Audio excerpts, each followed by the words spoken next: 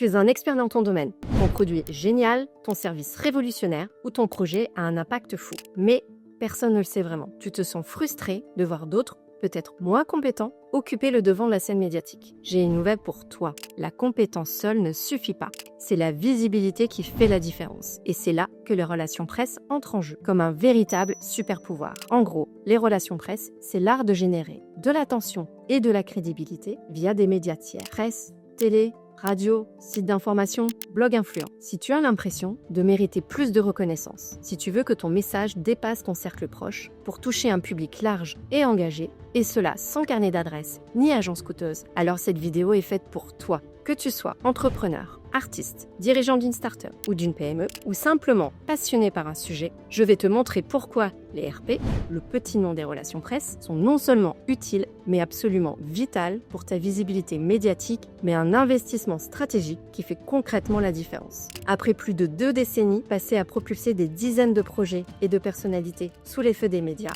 que ce soit des startups audacieuses, des PME innovantes, des artistes talentueux, ou des grands événements, j'ai vu de mes propres yeux le pouvoir transformateur d'une bonne stratégie RP. C'est-à-dire que j'ai vu des startups doubler leurs ventes en 6 mois, des événements accroître significativement leur visitorat d'une année sur l'autre et des dirigeants passer du statut de chef d'entreprise à celui de leader d'opinion ou des challengers devenir des leaders. Dans cette vidéo, je ne vais pas juste te donner une définition barbante des relations presse. Je vais te révéler leur véritable super pouvoir. Comment elles peuvent non seulement te rendre visible, mais surtout te bâtir une crédibilité inébranlable et te positionner comme la référence incontournable de ton secteur. On va ensemble explorer ce pilier souvent mal compris de la communication. Pour ça, on va décortiquer ensemble les 5 super pouvoirs dont tu te prives si tu n'utilises pas le levier de croissance des relations presse. Et reste bien jusqu'à la fin, car je te partagerai mon conseil ultime pour faire des RP, non pas une dépense, mais un véritable investissement à long terme qui rapportera bien au-delà de tes attentes. Si tu veux enfin que ton talent soit reconnu à sa juste valeur, abonne-toi à la chaîne dès maintenant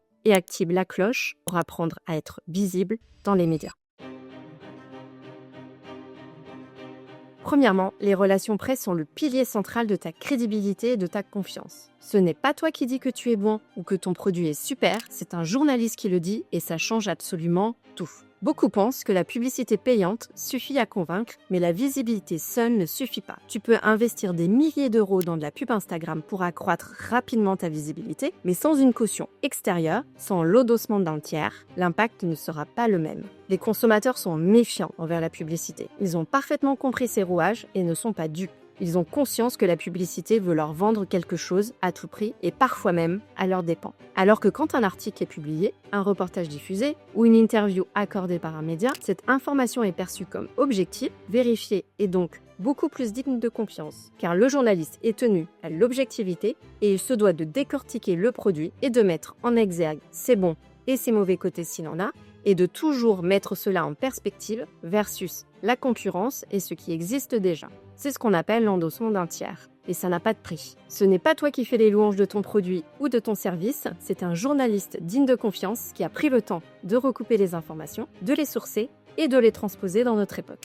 Prenons l'exemple d'une startup tech qui a créé un nouveau logiciel informatique. Si elle fait de la publicité, on va se dire « Ok, elle se fait connaître ». Ok, le produit a l'air intéressant et on sait très bien qu'elle ne va pas nous dire d'elle-même que son produit a tel ou tel inconvénient, qu'il existe déjà la même chose 2 fois moins cher, alors qu'un article sur le sujet paru dans les Échos ou Challenge, cela fait gagner instantanément de la légitimité, que ce soit auprès des consommateurs, mais également auprès des investisseurs et des partenaires. Tu deviens la start-up qui est passée dans tel média.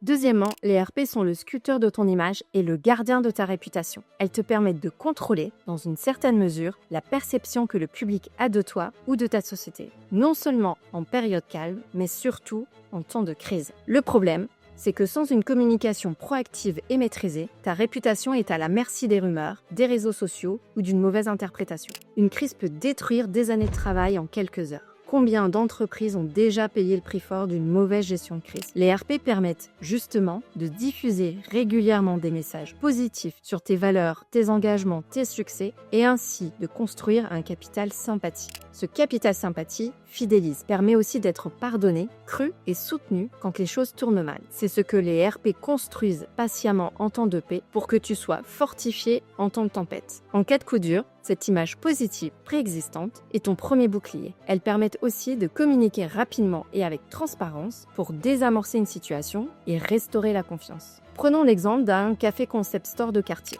Depuis des années, son propriétaire communique régulièrement sur ses valeurs. Il ne travaille qu'avec des producteurs locaux, il reverse une partie de ses bénéfices à une association et il recrute des jeunes en insertion. Il invite les journalistes locaux à venir le rencontrer, il partage des histoires inspirantes sur ses employés. Grâce à cette approche proactive en relations presse, il a construit un énorme capital sympathie auprès de sa clientèle et des médias. Les gens l'aiment, ils lui font confiance, mais un jour, un lot de gâteaux, par pure erreur humaine, contient un allergène non mentionné sur l'étiquette et fait l'objet de mauvais articles dans la presse locale. Le propriétaire peut réagir immédiatement et annoncer publiquement l'erreur, présenter des excuses sincères et mettre en place un rappel produit ultra rapide. Il peut informer directement la presse locale qui, connaissant son intégrité, relaie l'information avec nuance et met en avant la rapidité de sa réaction. Le public, il est bien sûr déçu, mais il comprend et il passe à autre chose rapidement.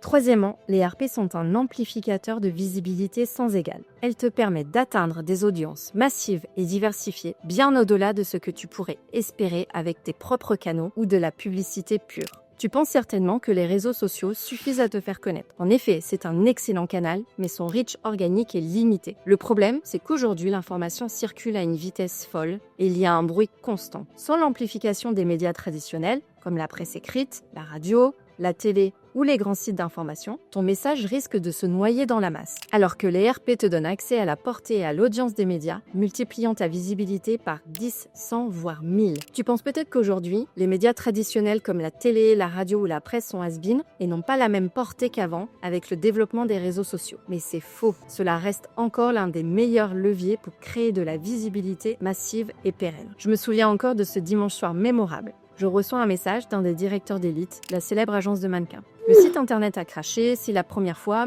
t'as une explication.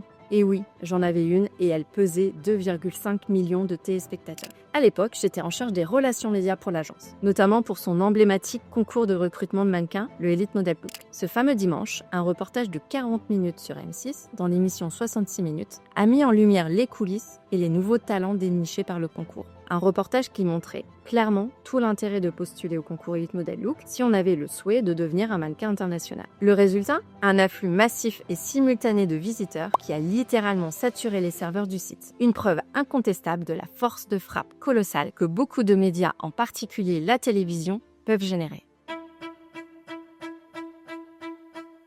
Quatrièmement, les RP sont l'outil par excellence pour te positionner, toi ou ton entreprise, comme un expert incontournable et un leader d'opinion dans ton domaine.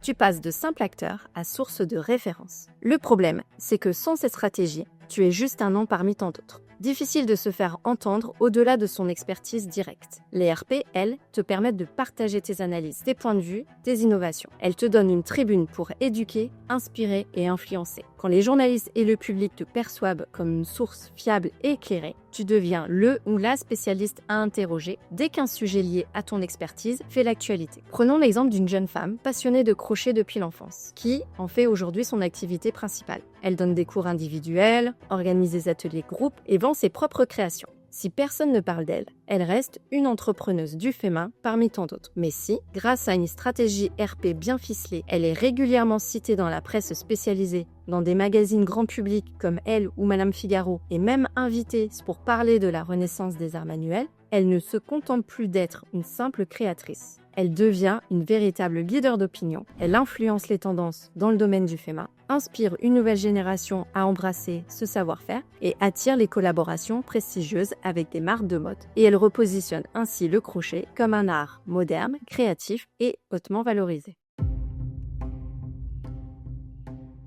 Et dernier point, et pas des moindres, les RP font vendre. Que tu aies un service à proposer, un produit à vendre, une application à promouvoir ou une cause à défendre, la visibilité médiatique apportée par la mise en place d'un plan RP efficace va forcément avoir une incidence positive et mesurable sur tes ventes, ton chiffre d'affaires ou l'atteinte de tes objectifs de notoriété.